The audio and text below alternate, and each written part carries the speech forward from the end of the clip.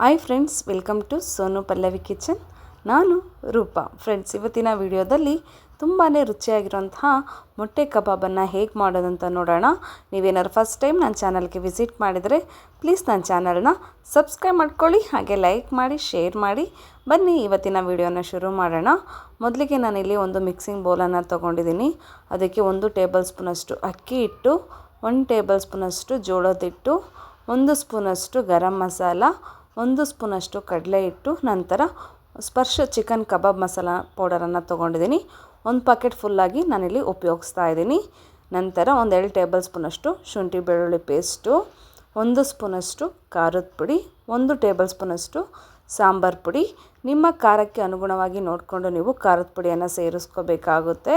ಹಾಗೆ ಸ್ವಲ್ಪ ಉಪ್ಪನ್ನು ಸೇರಿಸ್ಕೊಂಡಿದ್ದೀನಿ. ಆಲ್ರೆಡಿ ಕಬಾಬ್ ಪೌಡರಲ್ಲೇ ಉಪ್ಪಿರುತ್ತೆ, ನೋಡಿಬಿಟ್ಟು ಉಪ್ಪನ್ನು ಸೇರಿಸ್ಕೋಬೇಕು. ನಂತರ ಸ್ವಲ್ಪನೇ ನೀರನ್ನು ಸೇರಿಸ್ಕೊಂಡು ಸ್ವಲ್ಪನೂ ಕೂಡ ಗಂಟು ಇರಬಾರ್ದು, ಆ ರೀತಿಯಾಗಿ ನಾವು ಮಿಕ್ಸ್ ಮಾಡ್ಕೋಬೇಕಾಗುತ್ತೆ. ಫ್ರೆಂಡ್ಸ್, ಹಾಗೆ ಎಲ್ಲರೂ ವಿಡಿಯೋನ ನೋಡ್ತಾ ಇದ್ದೀರಾ, ಆದರೆ ಸಬ್ಸ್ಕ್ರೈಬ್ ಆಗೋದನ್ನು ಮರಿತಿದ್ದೀರಾ. ದಯವಿಟ್ಟು ವಿಡಿಯೋ ನೋಡೋ ಪ್ರತಿಯೊಬ್ಬರು ಕೂಡ ನನ್ನ ಚಾನಲ್ನ ಸಬ್ಸ್ಕ್ರೈಬ್ ಮಾಡ್ಕೊಳ್ಳಿ ಫ್ರೆಂಡ್ಸ್.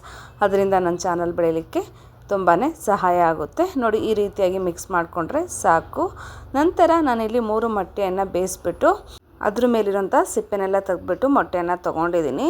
ನಂತರ ಒಂದು ದಾರದ ಸಹಾಯದಿಂದ 1 ಮೊಟ್ಟೆಯಲ್ಲಿ 4 ಭಾಗವಾಗಿ ಕಟ್ ಮಾಡ್ಕೊತಾ ಇದ್ದೀನಿ. ನಾವು ಚಾಕು ಸಹಾಯದಿಂದ ಕೂಡ ಕಟ್ ಮಾಡ್ಬೋದು, ಅಷ್ಟು ನೀಟಾಗಿ ಕಟ್ ಆಗಲ್ಲ. ಹಾಗಾಗಿ ನಾನಿಲ್ಲಿ ಒಂದು ದಾರದ ಸಹಾಯದಿಂದ 1 ಮೊಟ್ಟೆಯಲ್ಲಿ 4 ಭಾಗವಾಗಿ ಕಟ್ ಮಾಡ್ಕೊತಾ ಇದ್ದೀನಿ. ತುಂಬಾ ರುಚಿಯಾಗಿರುತ್ತೆ. ಮಕ್ಕಳು ಸ್ಕೂಲಿಂದ ಬಂದಾಗ ಈ ರೀತಿಯಾಗಿ ಮಾಡಿಕೊಟ್ರೆ ತುಂಬಾ ಇಷ್ಟಪಟ್ಟು ತಿಂತಾರೆ. ನೋಡಿ ಯಾವ ರೀತಿಯಾಗಿ ಈಸಿಯಾಗಿ ಕಟ್ ಮಾಡ್ಬೋದು ಅಂತ. ಇದೇ ರೀತಿ ಬ್ಯಾಲೆನ್ಸ್ ಇರುವಂತಹ ಮೊಟ್ಟೆಯನ್ನು ಕೂಡ ನಾನು ಕಟ್ ಮಾಡಿ ಎತ್ತಿಟ್ಕೊಂಡಿದ್ದೀನಿ. ಹಾಗೆ ಮಸಾಲೆ ಕೂಡ ಪರ್ಫೆಕ್ಟಾಗಿ ರೆಡಿಯಾಗಿದೆ. ನಾವಿಲ್ಲಿ ಏನು ರೆಸ್ಟಿಗೆ ಇಡಬೇಕು ಅಂತ ಏನಿಲ್ಲ. ನೋಡಿ, ತುಂಬ ತೆಳುವಾಗೂ ಇರಬಾರ್ದು, ಹಾಗೆ ಗಟ್ಟಿಯಾಗೂ ಇರಬಾರ್ದು ಮಸಾಲೆ.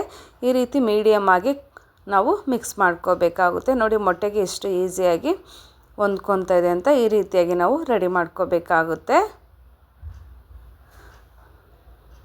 ಇದೇ ರೀತಿ ಬ್ಯಾಲೆನ್ಸ್ ಇರೋದನ್ನು ಕೂಡ ನಾನು ರೆಡಿ ಮಾಡ್ಕೊತಾ ಇದ್ದೀನಿ. ಹಾಗೆ ಪಕ್ಕದಲ್ಲಿ ಎಣ್ಣೆನ ಬಿಸಿ ಮಾಡಲಿಕ್ಕೆ ಎತ್ತಿಟ್ಕೊಂಡಿದ್ದೀನಿ. ಎಣ್ಣೆ ಬಿಸಿ ಆದ ನಂತರ ಮೀಡಿಯಮ್ ಫ್ಲೇಮಲ್ಲಿ ಇಟ್ಕೊಂಡು ನಾವು ಮೊಟ್ಟೆಯನ್ನು ಬೇಯಿಸ್ಕೋಬೇಕಾಗುತ್ತೆ. ಸಿಡಿಯೋ ಚಾನ್ಸಸ್ ಇರುತ್ತೆ. ಸ್ವಲ್ಪ ದೂರದಲ್ಲಿ ನಿಂತ್ಕೊಂಡು ನಾವು ಮೊಟ್ಟೆ ಕಬಾಬನ್ನು ರೆಡಿ ಮಾಡ್ಕೋಬೇಕಾಗುತ್ತೆ. ನೋಡಿ, ಒಂದೊಂದಾಗೇ ಸೇರಿಸ್ಕೊತಾ ಇದ್ದೀನಿ. ಮೀಡಿಯಮ್ ಫ್ಲೇಮಲ್ಲಿ ಇಟ್ಕೊಂಡೇ ಬೇಯಿಸ್ಕೋಬೇಕು. ತುಂಬಾ ಈಸಿಯಾಗಿ ಮಾಡ್ಬೋದು, ನಮಗೆ ಜಾಸ್ತಿ ಸಮಯ ಏನು ಬೇಡ, ತುಂಬಾ ಚೆನ್ನಾಗಿರುತ್ತೆ ಟೇಸ್ಟು. ಖಂಡಿತ ಈ ವಿಧಾನದಲ್ಲಿ ಒಂದು ಸಲ ಟ್ರೈ ಮಾಡಿ. 2 ಕಡೆ ಟರ್ನ್ ಮಾಡಿ ಬೇಯಿಸ್ಕೋಬೇಕಾಗುತ್ತೆ. ಹಾಗೆ ನಾನು ಹೆಸರುಕಾಳು ಬಸ್ಸಾರನ್ನು ಹೇಗೆ ಮಾಡೋದು ಅಂತ ವಿಡಿಯೋ ಅಪ್ಲೋಡ್ ಮಾಡಿದ್ದೀನಿ ಫ್ರೆಂಡ್ಸ್. ಎಲ್ಲರೂ ಕೂಡ ತುಂಬಾ ಇಷ್ಟಪಟ್ಟಿದ್ದಾರೆ. ನೀವಿನ್ನೂ ನೋಡಿಲ್ಲ ಅಂದರೆ ಡಿಸ್ಕ್ರಿಪ್ಷನ್ ಬಾಕ್ಸಲ್ಲಿ ಲಿಂಕನ್ನು ಕೊಟ್ಟಿರ್ತೀನಿ, ಒಂದು ಸಲ ಚೆಕ್ ಮಾಡ್ಕೊಳ್ಳಿ. ಇಷ್ಟ ಆದರೆ ಪ್ಲೀಸ್ ನನ್ನ ಚಾನಲ್ಗೆ ಸಬ್ಸ್ಕ್ರೈಬ್ ಆಗೋದನ್ನು ಮರೆಯಬೇಡಿ. ನೋಡಿ, 2 ಕಡೆ ಟರ್ನ್ ಮಾಡಿ ಬೇಯಿಸ್ಕೋಬೇಕು. ಮೀಡಿಯಮ್ ಫ್ಲೇಮಲ್ಲಿ ಇಟ್ಕೊಂಡೇ ಬೇಯಿಸ್ಕೊತಾ ಇದ್ದೀನಿ. ಈಗ ಪರ್ಫೆಕ್ಟಾಗಿ ಮೊಟ್ಟೆ ಕಬಾಬು ರೆಡಿಯಾಗಿದೆ. ನೋಡ್ತಾ ಇದ್ರೇ ತಿನ್ಬೇಕು ಅನಿಸುತ್ತಲ್ವ?